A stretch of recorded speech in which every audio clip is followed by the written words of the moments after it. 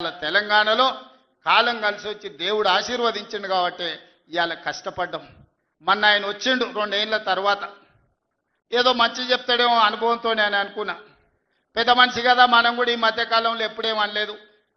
ఏదైతే మీకు చెప్పినో అంతకంటే ముందు నా మీద 181 కేసులు పెట్టిండు. చెంచల్గూడ చెర్లపల్లి జైల్లో బంధించిండు. ఎన్నో రకాలుగా సతాయించిండు. నన్నే కాదు నా కుటుంబాన్ని కూడా పట్టి పీడించిండు. కానీ బాధ్యత వచ్చినాక ఆలోచన చేసిన, నా కోపాన్ని నా బాధను దృష్టిలో పెట్టుకొని ఇవాళ పగ సాధించే కార్యక్రమాలు మొదలు పెడితే ఆయన పై వలగొట్టే పని పెడితే రాష్ట్రానికి నష్టం జరుగుతుందని తూవాన్ పాపన వాడు పోతాడు, పోని మనం మంచి పని చేయాలి. దేవుడు శిక్ష ఇచ్చిండు. నేను ప్రమాణ స్వీకారం చేసినాడే కూలబడ్డాడు, నడువిరిగింది. ఇంక ఇంతకంటే పెద్ద శిక్ష నేను జైలు వేసినా అయ్యేదేం లేదు. ఆయననే ఫామ్ హౌస్ను ఒక బందీఖానగా మార్చుకొని చుట్టూతో నా పోలీసులే ఉన్నారు, లోపల ఆయన ఉన్నాడు. చెర్లపల్లికి పంపించినా చెంచల్గూడకు పంపించినా గదే అవుతుంది కదా. ఇక తిండి బరువు నాకు ఎక్కువ అవుతుంది. అదొకటి. లోపల చెర్లపల్లి చెంచల్గూడ పెడితే ఆయన తిండే తినికి మళ్ళీ ఆయన ఏదైనా కావాలంటే అదిగిన చేస్తే సర్కార్కి ఎక్కువ ఖర్చు అవుతుంది. తిండి ఆయన సంపాదించేది ఇన్నా ఫామ్ హౌస్లే ఒక బందీఖానగా పెట్టుకొని చుట్టూతో మన పోలీసులే పహారా కాస్తున్నారు. ఇక ఆయన చేసిన పాపాలకు ఆయననే పోతాడని ఊరుకున్నా. ఎప్పుడన్నా ఏమన్నా అన్నానా? ఎప్పుడన్నా ఏమన్నా అన్నానా? మీరు చెప్పురు. ఇక్కడ పాత్రికేయ మిత్రులుగా ఉన్నారు అందరు, నాకు కూడా దోస్తులే కదా వాళ్ళందరూ. చెప్పురు, ఎప్పుడన్నా ఏమన్నా అన్నానా? ఒక్క కేసు అయినా పెట్టినా? పోనీ ఈ జిల్లాలో ఎవరి మీద నన్ను ఒక కేసు పెట్టినా? ఎన్ని పాపాలు చేసారు వాళ్ళ ఎమ్మెల్యేలు మంత్రులు మీకు తెలుసు కదా. ఎంతమంది ఆస్తులు గుంజుకున్నారు మీకు తెలుసు కదా. ఎవరినన్నా నేను కక్షతోనేమన్నా చేసినా? నేను ఒకటే అనుకున్నా, ఎవరి పాపానికి వాడు పోతాడు. మనం చూసినా చూడకపోయినా పైన దేవుడు ఉన్నాడు, పైనుంచి కిందికి చూస్తూనే ఉంటాడు. ఎవరిని లెక్క వానికి రాస్తూనే ఉంటాడు, ఎవరిని మిత్తి వానికి చెల్లిస్తూనే ఉంటాడని. ఆ మిత్తిలో భాగంగానే నేను ప్రమాణ స్వీకారం చేయడానికి పోయిన రోజే మంచం మీద నుంచి బోర్ల పడి మక్కెలు ఇరిగి మూలకు పడ్డాడు. ఇక ఆయన నిన్నొచ్చి పెద్ద మనిషిలాగా మంచి చెప్తాడేమో అనుకున్నా. తోలు తీస్తా అని అన్నాడు. తోలు తీస్తాడంటేనే ఇక నేను చెప్పదలుచుకున్నా, అయ్యేగా నా సంగతి వదులు కానీ మా సర్పంచులు వచ్చిండ్రు, రా ఏ తోలు తీస్తావురా? నీ తోలు తీసుడు కాదు, నిన్ను చీరి చింత కట్టి చింతమడకల ఏలాడేసి కొడతారో లేదో మా సర్పంచులు, రా కొడంగల్కి వస్తావా లేకపోతే మమ్మల్ని చింతమడకకు రమ్మంటావా? మా సర్పంచులను తోలుతా. సోయి లేని మాటలు, స్థాయి లేని విమర్శలు. ఒక్కటన్నా అక్కడికి వచ్చే మాట మాట్లాడిండా?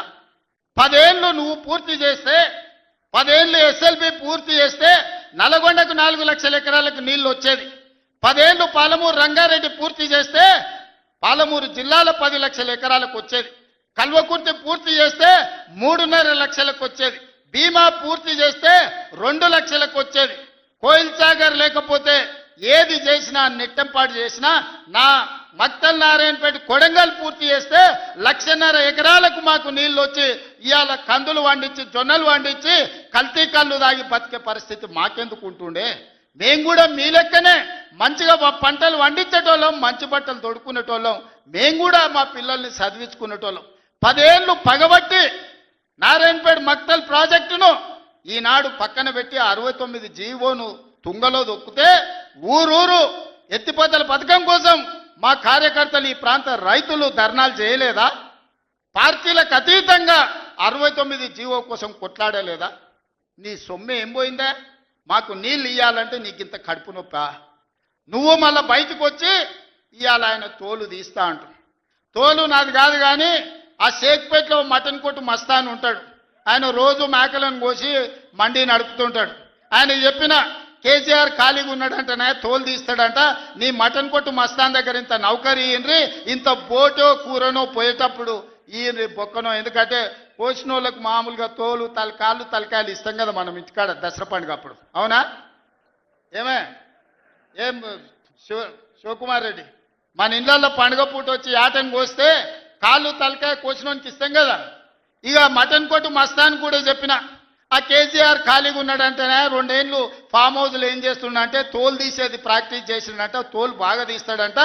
నీ మటన్ కొట్టులో ఈ తోలు తీస్తాడు, కాళ్ళు తలకాయలు మాత్రం ఉచితంగా సాయంత్రం పోతే దావతులో బోటిగిన ఏమైనా కొట్టుకొని సాయంత్రం 2 వేసేటప్పుడు తీసుకుంటాడేమో అని.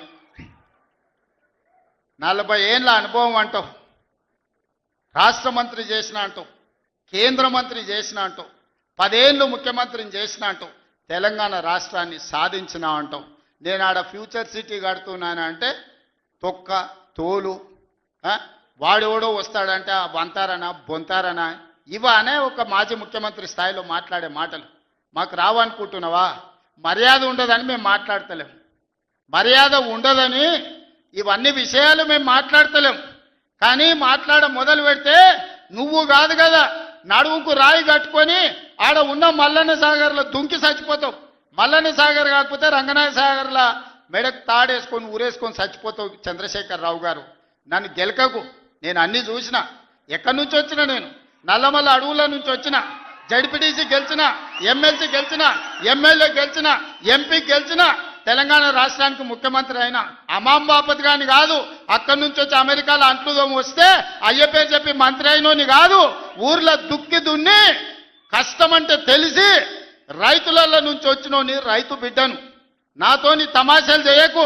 దుబాయ్ పాస్పోర్ట్ బ్రోకర్ల దందా చేయలే, రియల్ ఎస్టేట్ బ్రోకర్ దందా చేస్తుంది ప్రభుత్వం అంటున్నాడు. రియల్ ఎస్టేట్ వ్యాపారం పెంచుతుంది, రియల్ ఎస్టేట్ ఆదాయాన్ని పెంచుతుంది, రియల్ ఎస్టేట్ అభివృద్ధిని తీసుకొస్తుంది. నీ కొడుకేమో హైదరాబాద్లో రియల్ ఎస్టేట్ వాడిపోయిందంటావు. నువ్వు వచ్చేమో ఈ ముఖ్యమంత్రి రియల్ ఎస్టేట్ దందా చేస్తున్నాడు అంటాడు. ఇదేమన్నా పాస్పోర్ట్ బ్రోకర్ల దందానా? నేను ఎవరినేం దుబాయ్కి పంపుతా అని మోసం చేయలే. భూములు, ప్రభుత్వ భూములు పరిశ్రమలు పెట్టడానికి రైతులు అడిగిన నష్టపరిహారం ఇచ్చి నిన్నగాక మొన్న మక్తల్ నారాయణపేట కొడంగల్ ప్రాజెక్టుకు 12 లక్షలు ఇస్తామన్నాం. మా రైతులందరూ కాదు కూడదన్నారు. ఏం కావాలన్నా అడగమని మా శ్రీహరికి, మా శివకుమార్ రెడ్డికి చెప్పిన, మా పర్ణికమ్మకు చెప్పిన. వాళ్ళు పోయి మాట్లాడిను. వాళ్ళు అడిగింది నాకు వచ్చి చెప్పురన్న. వాళ్ళు 20 లక్షల ఎకరం కావాలన్నారు. పిలిచి క్యాబినెట్లో పెట్టి ఎకరాకి 20 లక్షల దాకా ఇచ్చి 96% ప్రజలు ఏకగ్రీవంగా ఆమోదిస్తే వాని భూమి పోయిన దుఃఖంలో ఉంటాడు 10 రూపాయలు ఎక్కువేయాలని 20 లక్షల ఎకరాలాక చెల్లించి నిన్నగాక మన లగచర్ల లేకపోతే హకీంపేటలో పోలేపల్లె భూమి తీసుకున్నాం. మొదట్లో 7 లక్షలు అన్నారు. అధికారులతో పంచాయతీ పెట్టుకోరు. పాపం తెలిసి తెలియక వాళ్ళు చేసిన అబద్ధాలకు ఈరోజు పంచాయతీ పెట్టుకోరు. చివరికి అడిగినాం 20 లక్షలు 22 లక్షలు కావాలని ఇచ్చినాం. ఇందిరమ్మ ఇల్లు కావాలన్నారు, ఇచ్చినాం. అక్కడ అభివృద్ధి ఏం కావాలన్నో చేస్తామని చెప్పినాం. ఆడకు జూనియర్ కాలేజ్ ఇచ్చినాం, మెడికల్ కాలేజ్ ఇచ్చినాం, ఇంజనీరింగ్ కాలేజ్ ఇచ్చినాం, డిగ్రీ కాలేజ్ ఇచ్చినాం, అగ్రికల్చర్ కాలేజ్ ఇచ్చినాం, వెటర్నరీ కాలేజ్ ఇచ్చినాం. ఈరోజు సైనిక్ స్కూలు ఈ రాష్ట్రంలోనే లేదు. సైనిక్ స్కూల్ని కూడా ఈరోజు లగచర్ల కాడికి తీసుకొచ్చి పెట్టినాం. ఇవాళ రాష్ట్రంలోనే ఒక ఆదర్శంగా 250 ఎకరాలలో ఒక ఎడ్యుకేషన్ హబ్ కడుతున్నాం. ఈరోజు మేం పోయి ఆ ఊరికో ఈ ఊరికో ఆ పట్టణానికి పోయి చదువుకున్నాడు కాదు. తెలంగాణ రాష్ట్రంలో నలుమూలల నుంచి కొడంగల్కి వచ్చి చదువుకునేటట్టు ఒక ఎడ్యుకేషన్ హబ్బే ఈరోజు కొడంగల్ కడుతున్నాం. ఇది మా విధానం. మేము కక్షల రాజకీయం చేయం. ఎవరి మీద కక్ష కట్టం. ఎవరి పాపానికి వాడు పోతాడని దేవుడి మీద నమ్మకంతో కష్టాన్ని నమ్ముకున్నోళ్ళం. కొడంగల్ ప్రజలు రోజుకో 2 గంటలు ఎక్కువ పని చేసేటోళ్ళే కానీ ఎవరిని సొమ్ము ఆశించేటోళ్ళు కాదు. ఎవరి గురించి మేము ఆలోచన చేయం. మా పని మేము చేసుకుంటాం. కానీ మా పని మేము చేస్తుంటే కూడా కాళ్ళలో కట్టె పెట్టిర్రు అనుకో, ఇక మా సంగతి అయితే చూపుతామయ్యా. ఏమంటారు? అంతేనా? అంతేనా? 2 ఏళ్ళు ఏమన్నా అన్నానా? ఆయన మన బయటకు వచ్చి ఇక చూస్తా, తోలు తీస్తా, తాట తీస్తా, ఇక నీ సంగతి చెప్తా అన్నాడు. రా బిడ్డ రా రా, రెడీగా ఉన్నారా? ఇక అందుకే కొడంగల్ నుంచే చెప్తాం నీకు అని చెప్పి 3 రోజుల నుంచి మాట్లాడలేదు. ఇవాళ మాట్లాడుతున్నా. ఆయన కొడుకు చెప్తున్నాడు మైకు ముందరికి వస్తలేడు, ఆయన దాచుకున్నాడు అని. నీ ముఖం ఎప్పుడైనా చూసుకున్నావులా అద్దంలా? పేడమూతి బోడిలింగం, నువ్వు కూడా నా గురించి మాట్లాడతావా? నీవెంత, నీ స్థాయి ఎంత? అయ్య పేరు చెప్పి బతికటోనివి నువ్వు. ఆంధ్రలో గుంటూరులో గుడివారిలో చదువుకున్న నువ్వు, నీకేం తెలుసు తెలంగాణ గురించి, మా పౌరుషం గురించి? నువ్వు కాదు, మొత్తం నీ జాతినంతా తెచ్చుకో. ఎట్లా తెచ్చుకుంటావు? ఏడికి రావాలనో చెప్పు. మా ఊరు అన్నారా? మేమన్నా మీ ఊరికి వస్తాం. ఎవడు భయపడుతుండో సంగతి తేలుస్తా. వెనకటికోసారి చెప్పిన గిట్లనే గజ్వేల్కి వచ్చి చూడని చెప్పిన, గజ్వేల్కి వస్తా బిడ్డ, నీ నెత్తి మీద కాలు పెట్టి తొక్కుతా అని. గజ్వేల్కి లక్షలాది మంది కార్యకర్తలతో పోయినాం. కాలు మీద పెట్టి తొక్కితే పాతాళానికి పోయిన మళ్ళీ ఇప్పటి వరకు తేలలేదు. ఇవాళ చెప్తున్న మీడియా మిత్రులారా రాసుకోండి. 2029 ఎన్నికల్లో 2/3 మెజారిటీ మన సీట్లు ఒకవేళ 119 ఉంటే 80కి పైగా సీట్లతోని 2029లో మా ప్రభుత్వం ఏర్పాటైంది. ఒకవేళ 153 సీట్లయితే 100 పైగా సీట్లతోని 2/3 మెజార్టీతోని తెలంగాణలో రెండోసారి కాంగ్రెస్ ప్రభుత్వాన్ని తెస్తాం. ఇది మా సవాల్. చంద్రశేఖరరావు గారు, తారక రామారావు గారు, హరీష్ రావు గారు, దయాకర్ రావు గారు, ఇట్లా చెప్పుకుంటూ పోతే వినోదరావు గారు, కుక్కట్పల్లి కృష్ణారావు గారు రాసి పెట్టుకో. 2029లో 2/3 మెజార్టీతోని ఈ రాష్ట్రంలో కాంగ్రెస్ ప్రభుత్వాన్ని ఏర్పాటు చేస్తా. ఇదే నా సవాల్. శాతనైతే కాసుకో బిడ్డ. నీ రాజకీయం ఏందో నేను చూస్తా. నేను రాజకీయం చేసినంత కాలం ఈ కల్వకుంట చూసేటోళ్ళు కాలకుంట విషం లాంటి కేసీఆర్ కుటుంబాన్ని అధికారులకు రానివ్వను. ఇదే నా శపథం. ఇదే నా శపథం. కొడంగల్ బిడ్డగా ఈ గడ్డ మీద నుంచి నేను శపథం చేస్తున్నా. నేను రాజకీయాలలో ఉన్నంతసేపు రాబోయే ఎన్నికల్లో కేసీఆర్ కుటుంబానికి అధికారం అనేది ఇక కళ. బీఆర్ఎస్ పార్టీ కేసీఆర్ చరిత్ర గతమే. మీ పార్టీకి మీకు భవిష్యత్తు లేదు. ఎవడైనా చర్చించుకుంటే పొద్దుపోయినప్పుడు మాట్లాడుకోవడానికి పనికొచ్చే చరిత్రనే తప్ప భవిష్యత్తు తెలంగాణ రాష్ట్రానికి నీ తరఫున ఒరిగేది ఏమీ లేదు. బీఆర్ఎస్ కేసీఆర్ గతమే, తెలంగాణ భవిష్యత్తు కాంగ్రెస్. మీ గత చరిత్రతోని ఈడ ఒరిగేదేం లేదు. వెనకటికెవడో అన్నాడంట, మా తాతలు నేతులు దాగినరు, మీరు వచ్చి మా మూతులు నాకండి అని. అట్లా ఉన్నది. నిన్ను అసెంబ్లీలో ఓడగొట్టినాం, పార్లమెంట్లో గుండు సున్ని ఇచ్చినాం, మన కంటోన్మెంట్లో బండకేసి కొట్టినాం, మొన్న జరిగిన జూబ్లీహిల్స్లో బోడబండలో బండ కింద వాతి పెట్టినాం. నిన్నగాక మొన్న జరిగిన సర్పంచులల్లా 12,726లో 8,335 సర్పంచులను గెలిపించుకున్నాం. సిగ్గు లేదు. ఇన్నిసార్లు ఓడగొట్టినా ఇంకా సిగ్గు లేకుండా బయటకు వచ్చి కింద పడ్డ పైకాలు నాదే అని వెనకటికి ఓడో అన్నాడట. ఇట్లాంటి ఊకదంపుడు ఉపన్యాసాలు పొంకనాలు వెనకడికి ఓడో పొంకనాల పోషగాడు చెప్పినట. నాకున్నాయి 3 ఏట్లే కానీ 36 దొడ్లు ఉన్నాయని చెప్పిండట. ఇవన్నీ కళ్ళు కాంపౌండ్లో చెప్పుకోవడానికి బాగుంటాయి, కాలక్షేపం చేయడానికి. కళ్ళు కాంపౌండ్ మాటలు మాట్లాడకండి తండ్రి కొడుకులు. ఇవన్నీ మేము చూసినాం. శాతనైతే రాండి, ఏందో చెప్పు, దాని ప్రకారం చేద్దాం. 29లో తేల్చుకుందాం ఇవాళ చెప్తున్నా. కాబట్టి ఇప్పటికైనా చంద్రశేఖరరావు గారు, మీ వయసుకు గౌరవిస్తాం, మీ అనుభవానికి గౌరవిస్తాం. ప్రతిపక్ష నాయకుడు నీకు హోదా ఉన్నది. శాసనసభ సమావేశాలు ఏర్పాటు చేసినాం. 29 నుంచి చర్చలు రాబోతున్నాయి. 29 నాడు నువ్వు అడిగి ఎన్ని రోజులు సభ జరుపుదామో, నువ్వు అడిగినన్ని రోజులు అసెంబ్లీ నడిపిస్తా. నువ్వు చెప్పిన అన్ని చర్చ పెడదాం, ముఖాముఖి చర్చ చేద్దాం. వెనకంగా మాట్లాడు వెనక్కి కూర్కుడు కాదు. నీళ్ల మీద మాట్లాడతామా, నియామకాల మీద మాట్లాడతామా, నిధుల మీద మాట్లాడతామా, తెలంగాణలో జరిగిన అభివృద్ధి మీద మాట్లాడతామా, రైతు భరోసా మీద మాట్లాడతామా, రైతు రుణమాఫీ మీద మాట్లాడతామా, లేకపోతే ఆడబిడ్డలకు ఇచ్చిన ఉచిత బస్సు మీద మాట్లాడతామా, లేకపోతే నువ్వు ఏం కోరుకుంటావో చెప్పు, షాదీ ముబారక్ మీద మాట్లాడతామా, కళ్యాణ లక్ష్మి మీద మాట్లాడతామా, ఇందిరమ్మ ఇండ్ల మీద మాట్లాడతామా, దేని మీద మాట్లాడతామో చెప్పు, నేను సిద్ధంగా ఉన్నా. చర్చిద్దాం, దేశానికి ఆదర్శంగా నిలబడదాం, సమస్యల మీద మాట్లాడదాం, ఎవరు ఏం చేసినరో చెప్పుకునే అవకాశం కల్పిస్తాం. రాండి, మీరు మొహం చాటేసి ఫామ్ హౌస్లో పడుకొని మీరు ఖాళీగా ఉన్నప్పుడు పార్టీ ఆఫీసులు వచ్చి 10 మంది చెంచాలను పెట్టుకొని ఆ 10 మంది చెంచగాళ్ళ ముందల నువ్వు పొంకనాలు కొట్టుడు కాదు. నిజమైన చర్చ అసెంబ్లీలో చేద్దాం. ప్రజలు ఎన్నికలు ముగిసినాయి, అసెంబ్లీలో చర్చ చేయమని చెప్తారు. ఎవరు ఏం మాట్లాడతారో ప్రజలు వింటారు. విఘ్నులైన ప్రజలు తీర్మానం చేస్తారు. ఇలా సర్పంచులు అయిపోయినాయి, గ్రామ సభ పెట్టి సమస్యలు పరిష్కరించాల్సిన వాళ్ళు మళ్ళా సందు ఇల్లు తిరుగుతుందా అంటే ఏమన్నా అర్థం ఉందా? సర్పంచులారా మీరు చెప్పండి. ఇల్లు తిరిగినరు, ప్రజల దగ్గరకు పోయిరు, ప్రతి తలుపు తట్టిరు, ప్రతి గుండెకి చేరు, నమస్కారం పెట్టిరు, గెలిస్తే వాళ్ళు తీర్పిచ్చారు, మీరంతా సర్పంచులు అయ్యారు. గ్రామ సభ పెట్టి గ్రామ పంచాయతీలో మాట్లాడుకోవాలి, అంతేనా?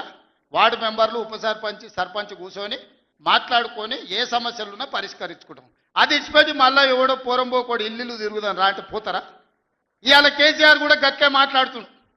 ఈడ మాట్లాడదాం రావంటే రంగారెడ్డి జిల్లాలోటి, పాలమూరులోటి, నల్గొండలోటి ఆయన మీటింగులు పెడతాడంట. నువ్వు మీటింగులు పెట్టకపోతే సంతలో పోయి బర్రెలను కాసుకో. మేము వద్దంటున్నామా? మాదేం పోయింది? నీకు పొద్దు పోకపోతే మా కల్వకుర్తి సంతల్లో, కొడంగల్ సంతల్లో, ఇట్లకెళ్ళ మా ఎడ్ల సంతలు బొచ్చడు ఉన్నాయి. మత్తల్లో కూడా లేదు. పెబ్బేర్లో పెద్ద సంత ఉన్నది, పసల సంత. పోయి ఆడ పసల కాడ పోయి బర్రెం కాసుకోపో. నేను వద్దంటున్నానా? నాదేం పోయింది? నీకు ఎట్లాగూ పని లేదు, ఖాళీగా ఉన్నావు పోయి ఆ పెబ్బేరు సంతలో పోయి బర్రెలు కాసుకోపో, బర్రెలు కొనుక్కోపో. నేను వద్దానన్నా? చర్చ చేయడానికి సభ ఉంది, అర్థవంతమైన చర్చలు చేద్దాం, తెలంగాణ ప్రజలకు వివరిద్దాం. అప్పుల మీద వివరిద్దామా, అభివృద్ధి మీద వివరిద్దామా, ఉద్యోగ నియామకాల మీద వివరిద్దామా, నీళ్ల మీద వివరిద్దామా, నువ్వు కట్టి కూలిన కాళేశ్వరం మీద మాట్లాడదామా, టెలిఫోన్ ట్యాపింగ్ మీద మాట్లాడదామా, సొంత బిడ్డనే ఇంటల్లుడు ఫోన్ని ట్యాపింగ్ చేసినోడు ఇంతకంటే సిగ్గులేనోడు ఉంటాడా అని వాళ్ళు చెప్తారు. ఓ పక్కన నేను 1 కోటి మంది ఆడబిడ్డలకు చీర పెడతా, సారె పెడతా నేనంటే ఉన్నొక్క చెల్లెల్ని ఇంట్లోకి వెళ్ళి బయటకు వెళ్ళగొట్టిన వాడు ఆస్తిలో వాటా అయ్యేస్తుంది. గంత పనికిమాలినోడు, సొంత చెల్లెలకే చీర పెట్టలేనోడు, సొంత చెల్లెలకే పండుగ పూట బుక్కెడు బువ్వ పెట్టినోడు వాడు కూడా ఒక మనిషా? మా ఆడబిడ్డలను ఆలోచన చేయమని అంటున్నా. ఏం ఆశిస్తామమ్మ పుంటింటి కాడ మనం? చెప్పురి. మెట్టింటికి వచ్చిన తర్వాత పండుగ పూట ఇంత బుక్కెడు పువ్వు పెడతాడు, మా అన్ననో తమ్ముడో ఉంటే చీర పెడతాడు, ఇంటి ఆయన ముందర ఇజ్జత్ పోకుండా ఉండని కానీ కోరుకుంటా. గంతేనా? వాళ్ళ ఆస్తి అడుగుతామా? ఆడపిల్లలు మీరు సగం మంది సర్పంచులు ఉన్నారు కదమ్మా, ఆడపిల్లలారా మీరు చెప్పండి. పుట్టింటి గౌరవం నిలబెట్టడానికనే ప్రయత్నం చేస్తారు కదా మీరు మీ అత్తగారింటి కాడ.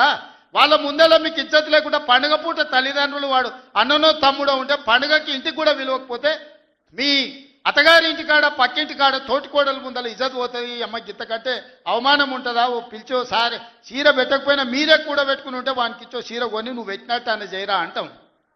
పుట్టింటి ఇజ్జత్ ఎవరని తీస్తారా?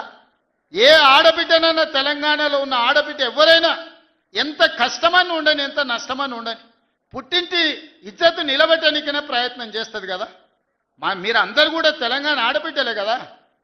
ఇవాళ ఇంతో అంతో తండ్రి గాలికి సంపాదించిన దాంట్లో వాటా ఇవ్వాల్సి వస్తుందని మెడలు పట్టి దొబ్బుతుంది నీ సొంత చెల్లెలు. నీ సొంత చెల్లెలకే సమాధానం చెప్పలోనే ఆయన నాకు సవాలు ఇసురుతున్నాడు. ఈ అవ్వ లాగులో తొండలు ఇచ్చి కొత్త బిడ్డ నేను అనుకుంటున్నావేమో. నా సంగతి ఇంకా తెలియదు. మీ నాయనని అడిగి ఇంటికి వచ్చి చెప్తాడు. అమెరికాలో బాత్రూమ్లు అడిగినట్టు అనుకుంటున్నావు నాతో మాట్లాడు అంటే, నేనేదో మార్చుకుంటున్నా పోని ఆవుల పోరోడు గాలికి తిరిగేటోడి గాలికి అంతో నాకెందుకని ఇవన్నీ వేషాలు. ఇంకా ఆ పక్కలో ఒక నలికుట్లోడు ఉంటాడు, 6 అడుగులు ఉన్నా అనుకుంటాడు. అంత తలకాయ ఎక్కడుందో నాకు తెలియదు. కేసీఆర్ వచ్చి గర్జించిందంట, గర్జనకు నేను పోయి లోపల దాచుకున్నంట. ఇక కేసీఆర్ గర్జనలు గర్జించినట్టు లేవురా నాయన. మన గాడిదలు ఏం చేస్తావా? ఒండ్ర పెడతాయా? ఏమంటారు గాడిదలను? గాడిదలు అరిస్తే ఏమంటారు నరసింహ? గట్లున్నది. మీ గాండ్రింపులకు, మీ బెదిరింపులకు, ఉడత ఊపులకు భయపడ్డాడు ఎవరు లేడు బిడ్డ. ఈడ దుక్కి దున్నిన చేతులు ఉన్నాయి. మీరేదో తోలు తీస్తా అంటే తీపించుకోనికే లేము. ఈ కండలు కరిగినాయి, మిగిలిందే తోలు. ఫస్ట్ నీ తోలు సంగతి చూసుకో. నీ తోలు సంగతి చూసుకో. ఊర్లో మాకు తెలుసు, ఊర్లల్లో నాటుకోళ్ళు ఉంటాయి కదా, కోని కాల్చినాక మనం మంచిగా కాల్చి తోలు తీసి పసుపు పెడతాం కదా, మంచిగా తోలు తీసి పసుపు పెడతారు బిడ్డ మా కొడంగల్ వాళ్ళు. నువ్వేదో తెలివితేటలు అనుకుంటున్నావు. ఈ తమాషా మాటలు, ఈ అతి తెలివితేటలు కట్టి పెట్టుకో. ఎన్ని ఎలక్షన్లు జరిగినా సిగ్గు లేకుండా అన్నిట్లలో డిపాజిట్లు పోతున్నా, బండకేసి కొడుతున్నా బుద్ధి రాలే. ఇప్పటికైనా మారుండ్రి. నాకేం లేదు, మీరు అట్లుంటేనే మంచిది. ప్రజలు చీత్కరిస్తారు, చీదర కొడతారు, లాస్ట్ దేనికి వానికి రాకుండా పోతారు. కాకపోతే ప్రతిపక్షమే లేదు తెలంగాణలో అని బయటకు పోతే ఇజ్జత్ పోయేటట్టు ఉన్నది. అదొక్కటే నా చింత. అందుకే మిత్రులారా మంచిగా చేయండి. వేదిక మీద ఉన్న పెద్దలకు, మా మంత్రులకు అందరికీ నా సూచన, గ్రామాలలో సర్పంచులు వచ్చారు, అందరినీ కలుపుకోపోండి. గ్రామాల అభివృద్ధి జరిగినప్పుడే తెలంగాణ అభివృద్ధి జరుగుతుంది. ఇవాళ తెలంగాణ అభివృద్ధి చేసే బాధ్యత మనది.